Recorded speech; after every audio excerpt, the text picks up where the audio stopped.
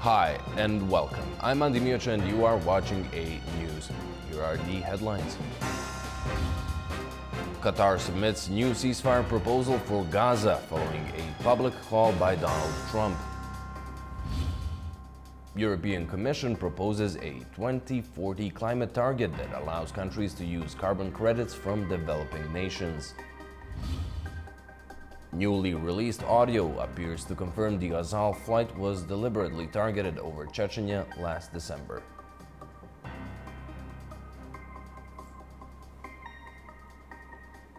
Thank you for tuning in. Qatar has submitted a new ceasefire proposal for Gaza following a public call by US President Donald Trump. The plan includes a 60-day truce and a phased release of hostages. US President Donald Trump says Israel has agreed to what he described as the necessary conditions to finalize a 60-day ceasefire in Gaza. In a message posted on Truth Social, Trump said his representatives held a long and productive meeting with Israeli officials. He confirmed that Qatar and Egypt would now present the final version of the deal.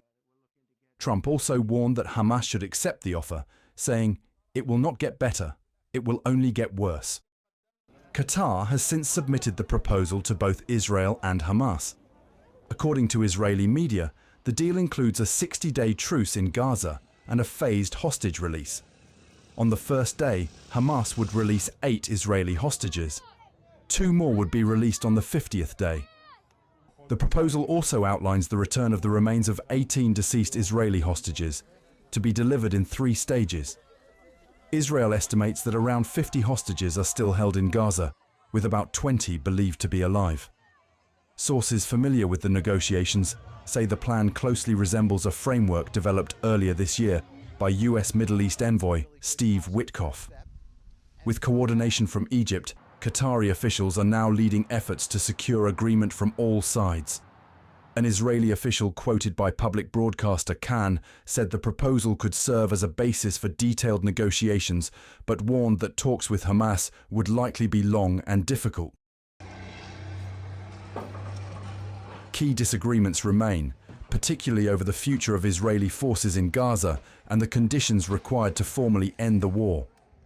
US President Donald Trump told reporters on Tuesday that a breakthrough could be possible within days. Israeli Prime Minister Benjamin Netanyahu is expected to visit Washington next week for further discussions. Hamas has repeatedly stated that it is ready to release all Israeli captives in exchange for a complete ceasefire, a full Israeli withdrawal from Gaza, and the release of Palestinian prisoners. Prime Minister Netanyahu has rejected those terms, insisting that any deal must also include the disarmament of Palestinian armed factions. Despite those obstacles, Qatar's proposal has reopened a path for renewed negotiations. Mediators are now awaiting Hamas's official response. Yemen's Houthi rebel group said on Tuesday that it launched missile and drone attacks targeting Israeli sites, including Ben Gurion Airport near Tel Aviv. A Houthi spokesperson said the group fired a hypersonic ballistic missile at the airport and carried out 3 drone strikes on targets in Jaffa, Ashkelon, and Eilat. They said the attacks were in response to the war in Gaza and vowed to continue until the fighting ends and the blockade is lifted. In response, Israel warned of retaliation and threatened a naval and air blockade on Yemen if the attacks continue.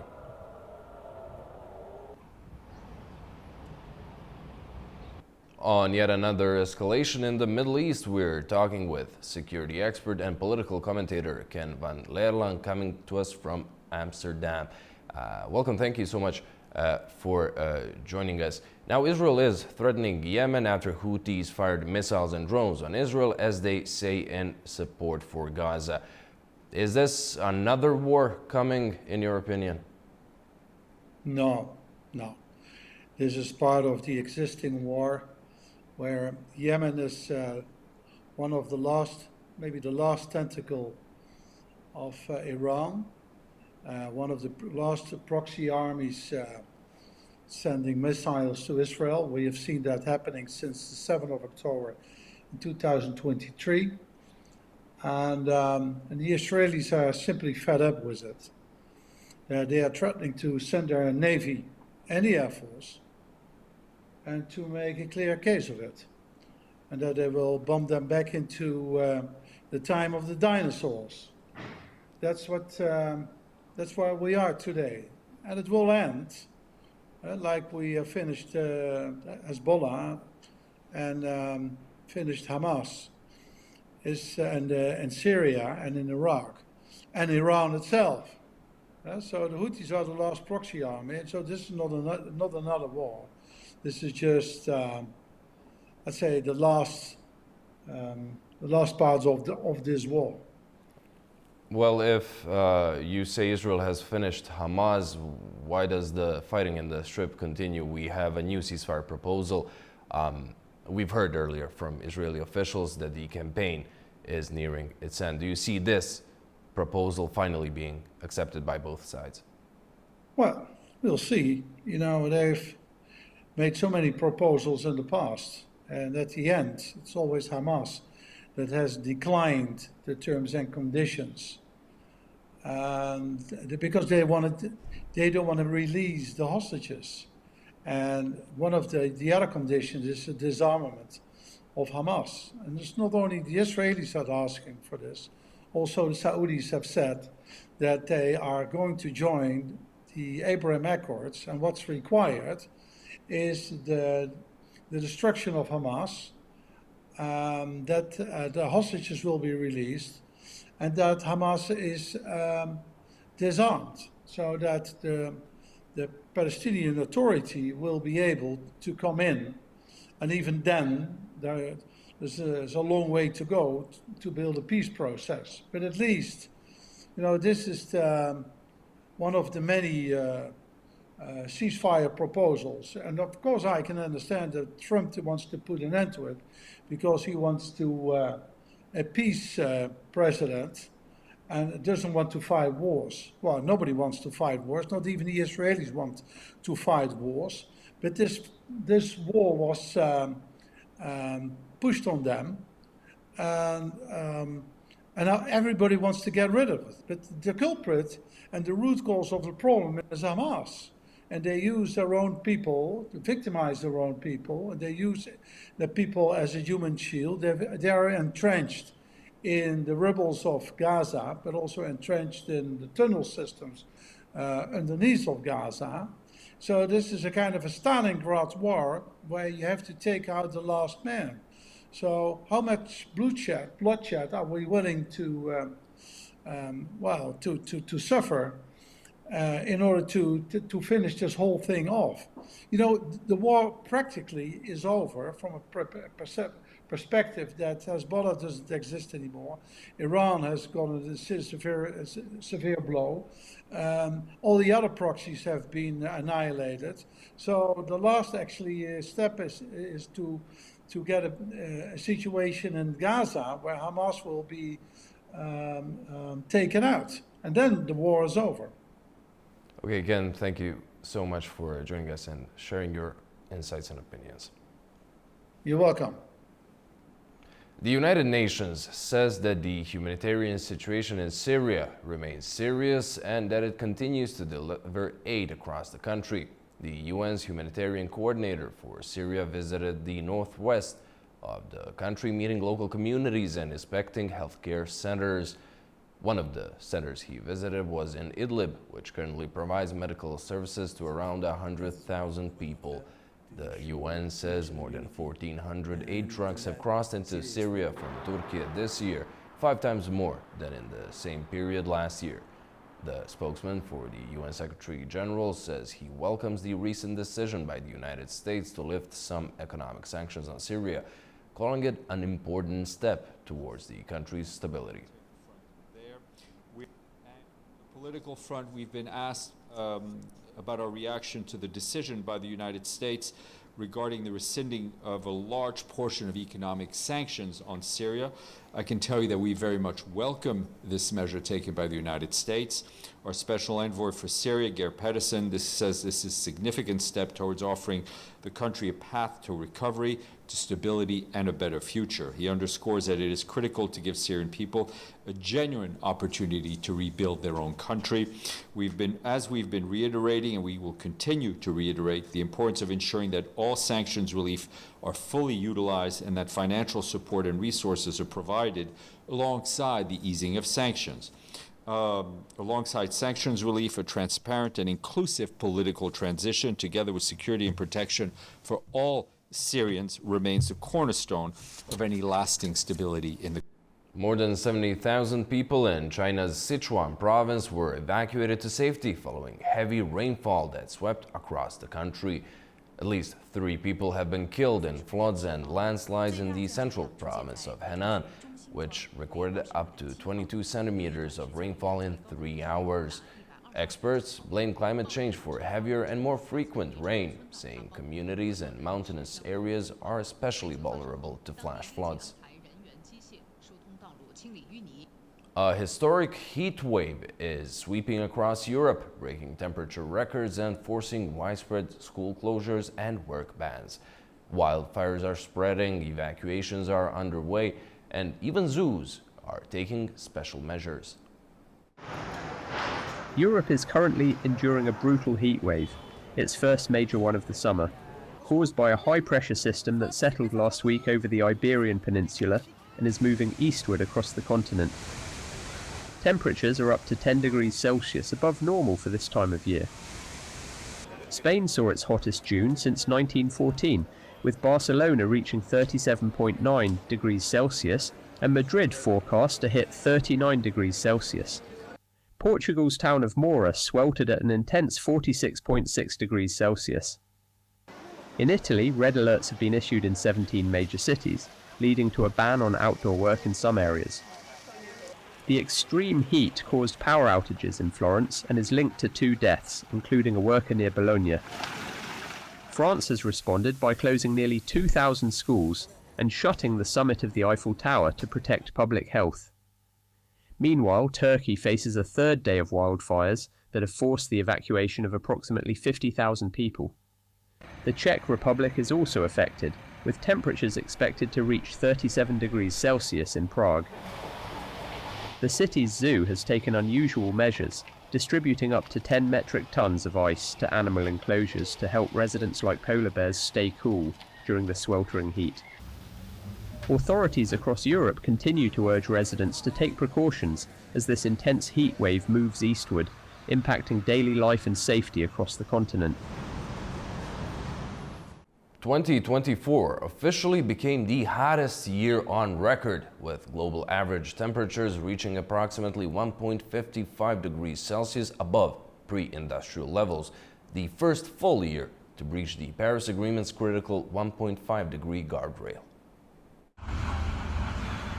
The World Meteorological Organization confirmed that the 1.5 degrees Celsius was breached after reviewing data from US, UK, Japan and European Union scientists.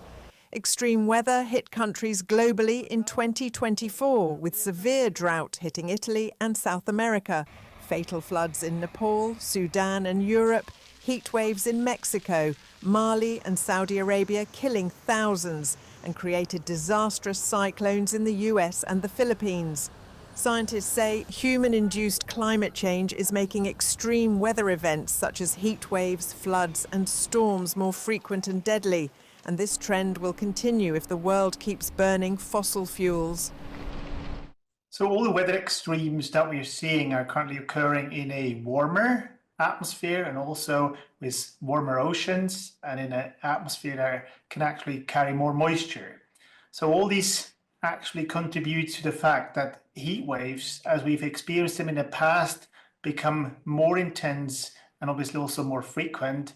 Heavy rainfall events can also be more intense because the atmosphere can carry more moisture. And interestingly, the same effect, the fact that the atmosphere can carry more moisture also implies that it can actually extract more moisture from the vegetation and from the surface, and therefore also may make droughts more intense.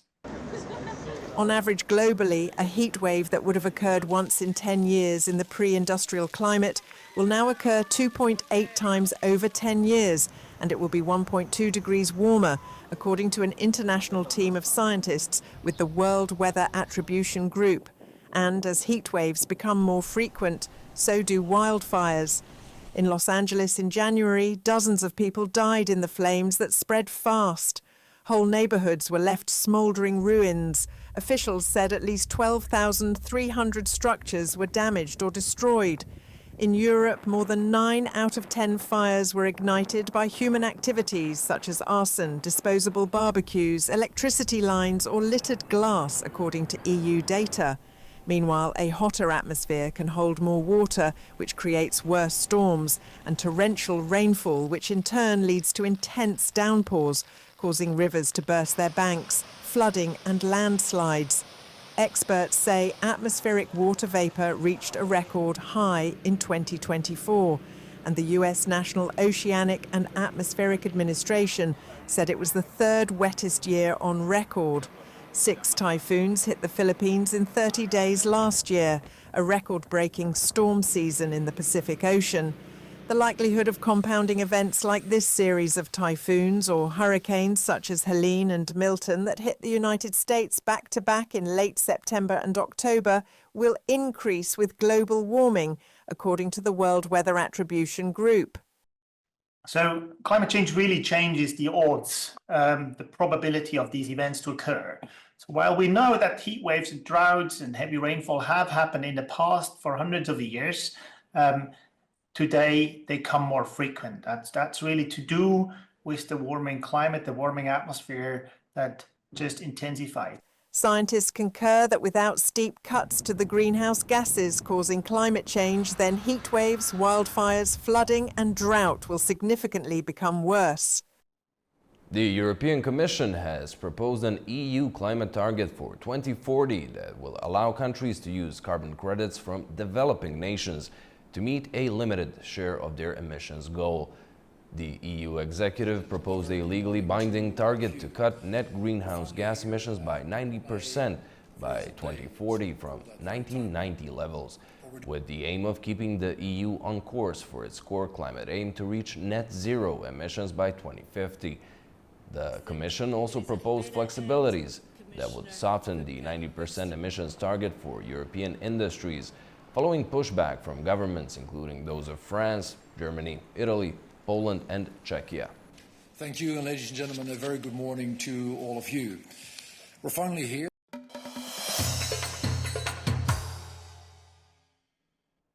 Pakistan has assumed the presidency of the Security Council of the United Nations for the month of July. Joining us from Islamabad to talk on Pakistan's priorities at the helm of the council is Gaiser Nawab of the Belt and Road Initiative for Sustainable Development. Hi and welcome. Thank you for being here. Now, this is Pakistan's first presidency since 2013, as it started its non-permanent member mandate in January.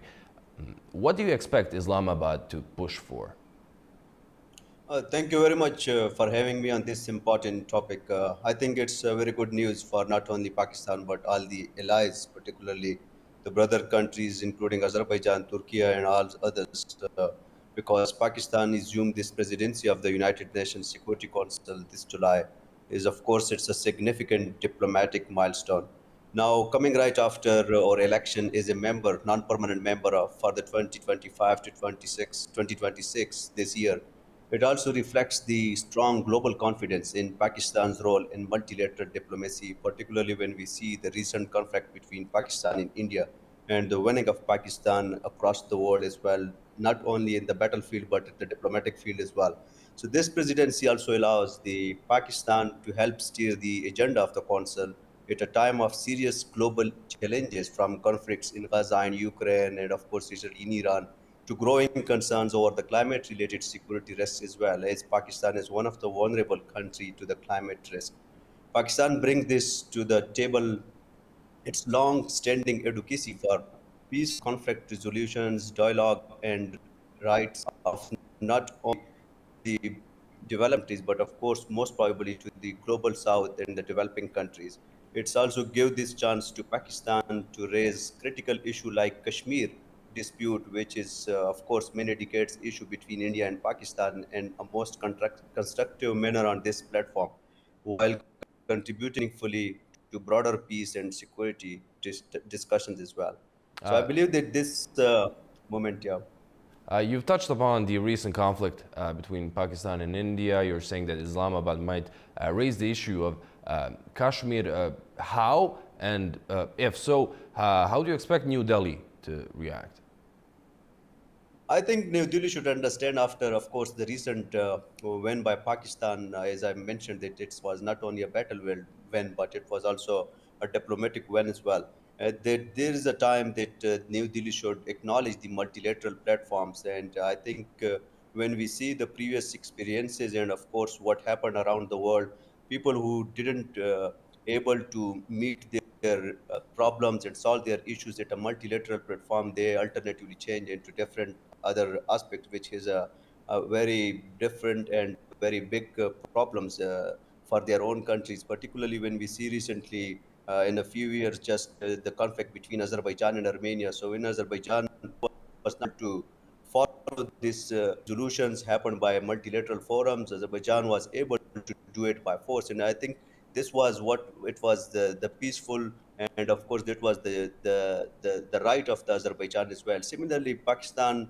wanted, and we wanted to make it happen to this multilateral forum, and if it's not happening on this side, I think one day it's not far away that we will have that issue resolved through or on other channels as well, and Pakistan will be, of course, on the right side of the history as well.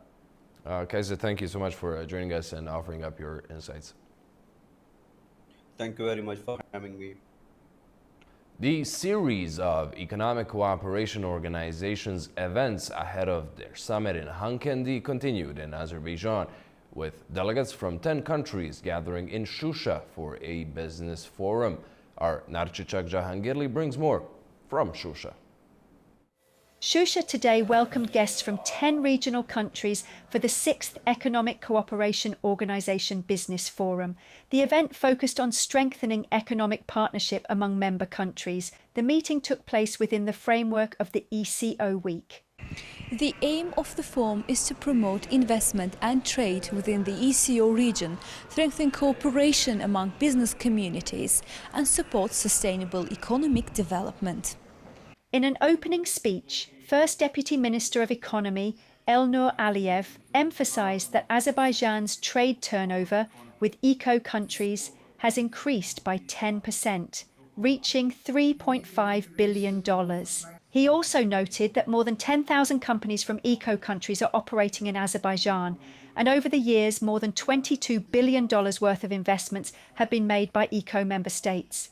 During the forum, ECO Secretary-General Asad Majid Khan called on all member states to submit specific proposals for joint trade development activities for 2025 and 2026. He also announced that the work on the Memorandum of Understanding on cooperation in the field of trade facilitation among the member states of ECO has been completed. We were very pleased to see such a meaningful event taking place here after the liberation of Karabakh.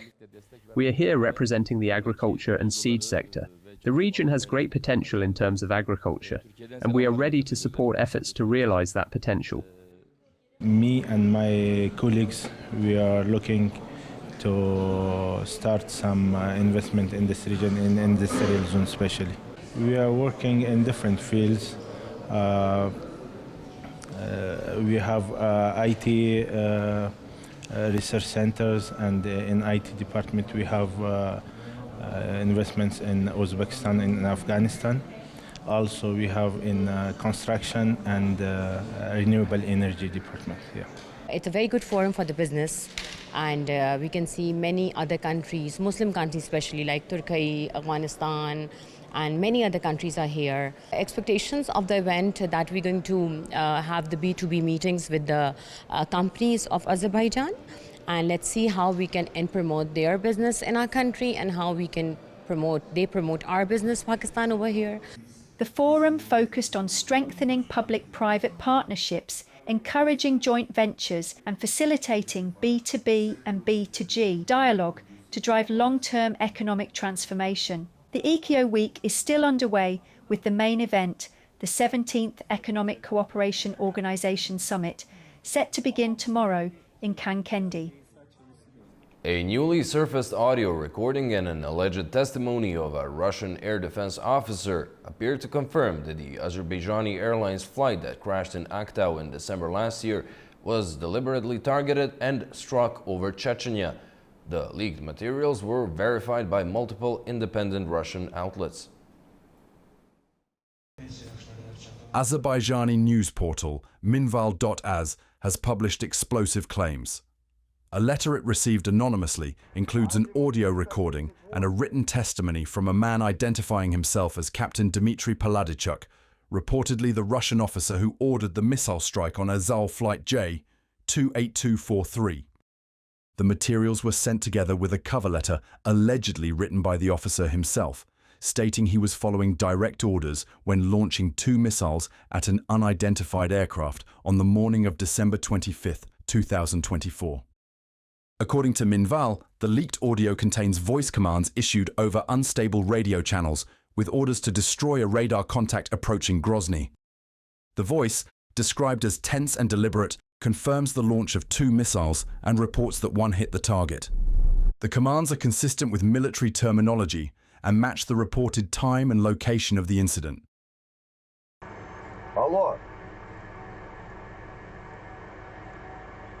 Азимут 338, дальность 7000, высота 490, скорость 118, курсом на 230. Да, дальность уже 7. Огонь! Огонь, говорю!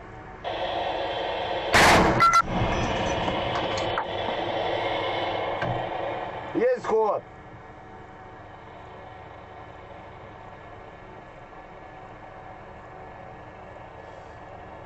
Пропущено. Пропущено! Повторно! Еще раз огонь! Есть огонь! The written statement, also published by Minval, identifies the officer as a member of Air Defense Battery No. 274, stationed near Grozny. He claims the radar first picked up the aircraft at 0811 on 25th December, with the command to fire coming 2 minutes later via mobile communication. Paladichuk wrote that visibility was extremely poor due to fog and that no clear identification was possible. The radar data he relayed, including altitude, speed and trajectory, strongly indicated a manned aircraft rather than a drone. The velocity recorded 120 meters per second, or over 430 kilometers per hour, and the altitude of 1,300 meters could not match any known Ukrainian drones in the region. Nevertheless, the order was clear: destroy the target. He launched both missiles in succession. The second one, he claims, struck the aircraft or came close enough for shrapnel to cause damage. Independent Russian media, including The Insider, AnewZ and Astra, have since confirmed the identity of the officer and the authenticity of the documents. In a recorded phone call obtained by The Insider, Paladichuk confirmed that he authored the statement after the firing on the aircraft, as instructed by his command, and acknowledged distinctive handwriting traits that matched the document. His voice was also verified as matching the one heard in the audio published earlier by Azerbaijani media. Astra also reached out to Paladichuk. He did not deny the contents of the letter and admitted to writing it after firing at the Azerbaijani aircraft. AnewZ added that Paladichuk had served in Russia's air defense units since at least 2010 and was stationed in Grozny at the time of the incident.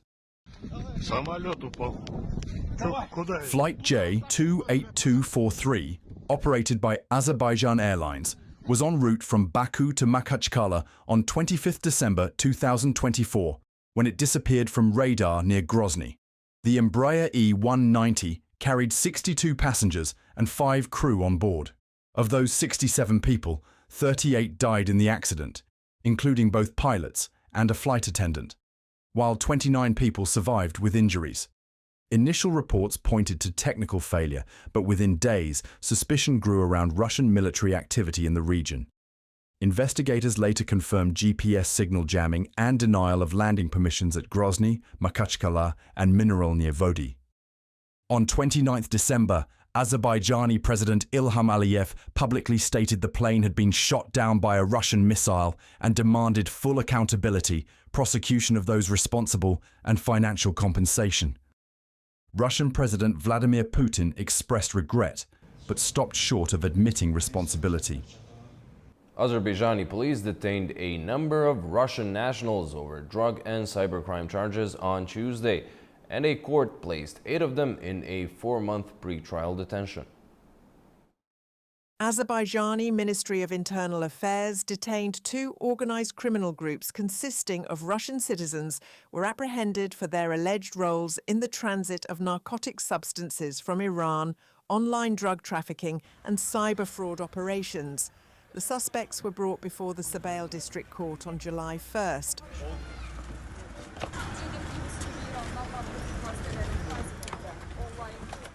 8 individuals detained for drug transit from Iran have been brought to court. The suspects are accused of being part of an organized criminal group involved in trafficking narcotics through Azerbaijan and conducting online distribution. They also face charges related to cyber fraud. The Sabile District Court has ordered pre-trial detention for the suspects. Investigation and operational measures are ongoing. Presided over by Judge Ulviya Shukurova, the court ruled to impose a 4-month pre-trial detention for 8 individuals.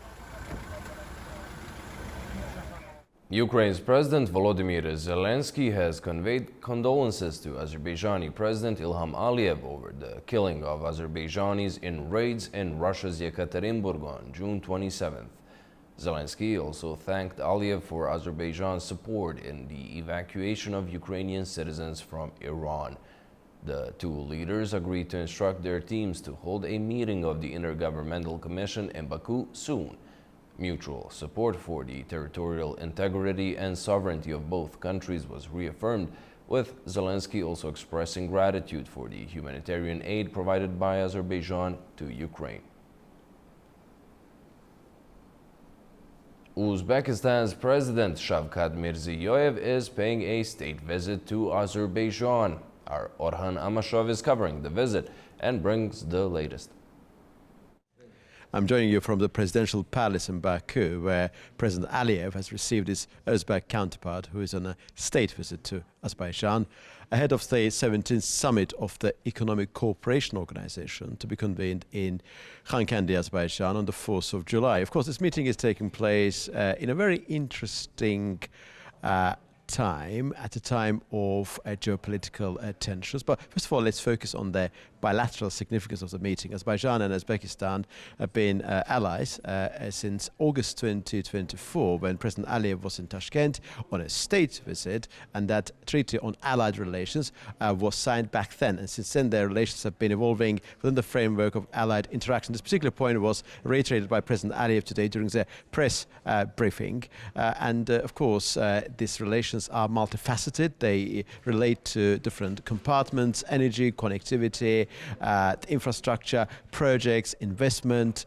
and so forth. And all of those elements have been reiterated today, and a number of bilateral agreements have been signed and announced today.